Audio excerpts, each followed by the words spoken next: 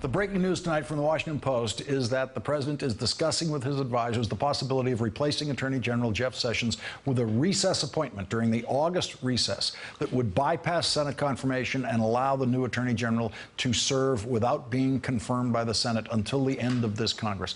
The Washington Post reports some advisors have come away convinced that Trump is determined to ultimately remove Sessions and is seriously considering a recess appointment to replace him, an idea that has been discussed on some of the cable news shows he watches. And it was discussed here last night when I brought it up with Senator Al Franken. That might have been the first time that President Trump discovered there is such a thing as a recess appointment. And I've been raising the question about a recess appointment for Attorney General on Twitter before last night. My raising the question of a recess appointment was purely speculation. As I said, I was just speculating. I had no sources in the White House telling me any of that. But the man who now occupies the presidency is so fully transparent that speculation about what he might be thinking about could not be easier.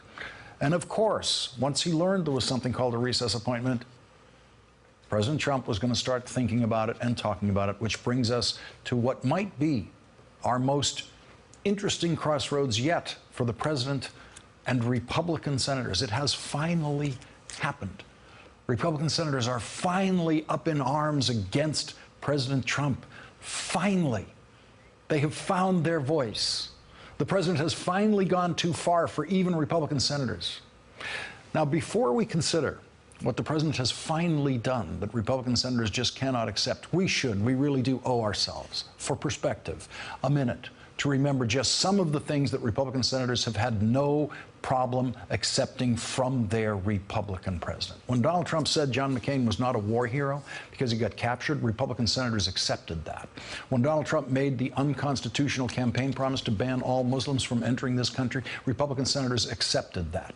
When Donald Trump attacked Senator Ted Cruz's wife and suggested that Ted Cruz's father was involved in the Kennedy assassination, Republican senators accepted that, and then in the most horrific turn that we have ever seen in a senator's career, Ted Cruz himself retroactively accepted that and actually brought his wife and his children to the Trump White House to bow down before their new president.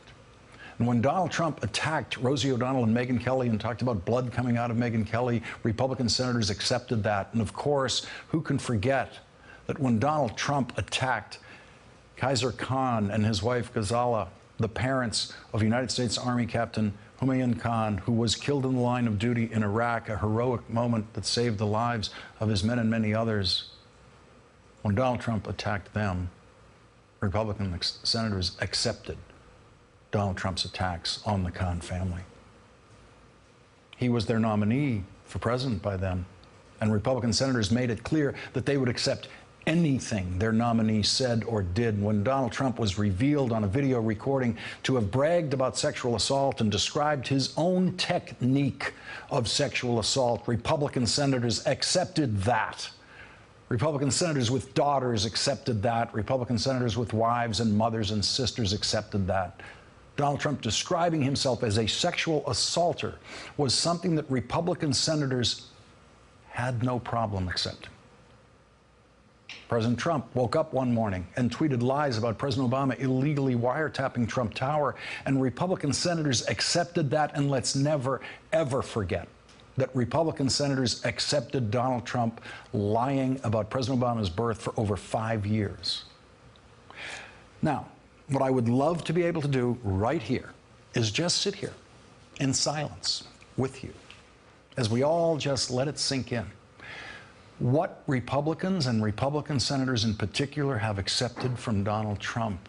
And in that silence, we could think of dozens and dozens of more outrageous things that Republican senators have accepted from Donald Trump. But this is TV, and if I go silent, they'll pop a commercial in here. So let's move on to the outrage, the final outrage that has provoked some Republican senators to reach into what's left of their conscience and object to President Trump. And that outrage, of course, is the president's treatment of a Republican senator, Senator Jeff Sessions, was the first senator to endorse the candidacy of Donald Trump. Senator Jeff Sessions was the only Republican senator who endorsed the candidacy of Donald Trump before Donald Trump won the Republican presidential nomination. And this week, Senator Jeff Sessions has become the new Trump enemy, the new Hillary, the new Obama, the new Lion Ted, the new Little Marco. We now have the beleaguered Attorney General Jeff Sessions, according to Donald Trump. And so, for Republican senators, Donald Trump has finally crossed the line that he crossed with a majority of Americans during the presidential campaign.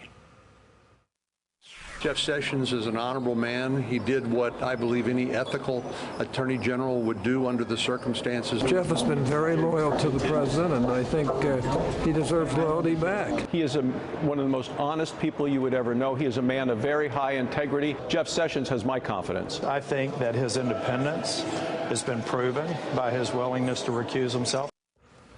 Kenneth Starr, the special prosecutor who investigated Bill Clinton, has just published an op-ed piece in the Washington Post saying that the president's attack on Attorney General Jeff Sessions is, quote, one of the most outrageous and profoundly misguided courses of presidential conduct I have witnessed in 5 decades in and around the nation's capital. The New York Times conservative columnist Ross Douthat has written tonight in a column that will appear in tomorrow's print edition, quote, Donald Trump's campaign against his Attorney General Jeff Sessions, in which he is seemingly attempting to insult and humiliate and tweet shame Sessions into resignation, is an insanely stupid exercise. The column goes on to describe the president's actions as a multi-tiered tower of political idiocy, moronic madness, and proof that the president is, quote, gravely deficient somewhere at the intersection of reason and judgment and conscience and self-control.